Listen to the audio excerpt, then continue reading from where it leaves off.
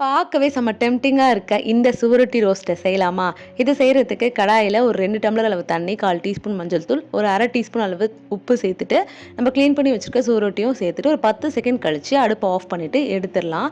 இப்போ மேல இருக்க தோலெல்லாம் பீல் பண்ணிட்டு, சின்ன சின்ன துண்டுகளா கட் பண்ணி எடுத்து வச்சுக்கலாம். இப்போ ஒரு குக்கர்ல 1 டீஸ்பூன் அளவு எண்ணெய், 2, 3 பட்டை சேர்த்துட்டு, கூடவே 1 டீஸ்பூன் அளவு சோம்பு, ஒரு பெரிய சைஸ் வெங்காயத்த குட்டி குட்டியா சாப் பண்ணி சேர்த்துட்டு, இதுல ஒரு சின்ன சைஸ் தக்காளியும் சேர்த்துட்டு, 1 டீஸ்பூன் அளவு கல்லுப்பு, 1/4 டீஸ்பூன் மஞ்சள் தூள், 1 டீஸ்பூன் குழம்பு மிளகாய் தூளும் சேர்த்து நல்லா கலந்துட்டு, நம்ம க்ளீன் பண்ணி வச்சிருக்க சுவரொட்டி துண்டுகளையும் சேர்த்துட்டு தண்ணி சேர்த்துக்கலாம். தண்ணி இது மூழ்கிற அளவுக்கு இருந்தால் போதும், நிறைய தண்ணி சேர்க்க வேண்டாம். இதில் ஒரு 1/2 டீஸ்பூன் அளவு இஞ்சி பூண்டு பேஸ்ட்டும் சேர்த்து நல்லா கலந்துட்டு குக்கர் மூடி போட்டு மூடி ஒரு 3லேருந்து 4 விசில் நல்லா விட்டுடலாம்.